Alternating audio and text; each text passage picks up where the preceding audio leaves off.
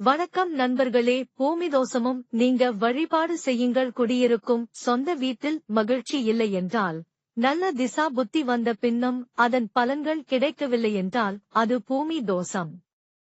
எனப்படும். செவ்வாய்க்கிழமை குடும்பத் தலைவரின் நட்சத்திர நாள் அல்லது ஐப்பசியில் ஏதாவது ஒரு நாள் வீட்டில் ஈசான்ய மூலையில் 3 கைப்பிடி மண் எடுத்துக்கொண்டு கொடுமுடி சென்று ஆற்றில் கரைத்து விட்டு பின் குளித்து ஆற்று நீர் தீர்த்தம் எடுத்துக்கொண்டு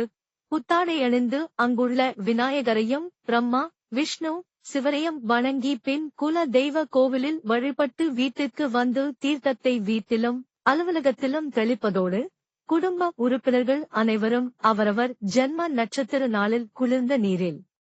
கொடுமுடி தீர்த்தம் கலந்து நீராடிவிட்டு புத்தாடை அணிந்து வீட்டில் உள்ள பூஜை அறையில் தீபம் போட்டு வணங்கினால் உடல் நோய் மனநோய் நீங்கி குடும்ப உறுப்பினர்களிடம் ஒற்றுமை மேலோங்கி உறவுகள் பகை நீங்கி சுப காரிய தடைகள் விலகி பூர்வீக தோஷம் கிரக தோஷம் புத்திர தோஷம் களத்திர தோஷம் விலகும். மேலும் பெண் சாபம் பிரேத சாபம் பிரம்ம சாபம் சர்ப்ப சாபம் பித்ரு சாபம் கோ சாபம் பூமி சாபம் கங்கா சாபம் விருட்ச சாபம் தேவ சாபம் ரிஷிகள் சாபம் முனி சாபம் குல தெய்வ சாபம் போன்ற சாபங்களின் பாதிப்புகளிலிருந்து விடுபட்டு அனைத்து வகை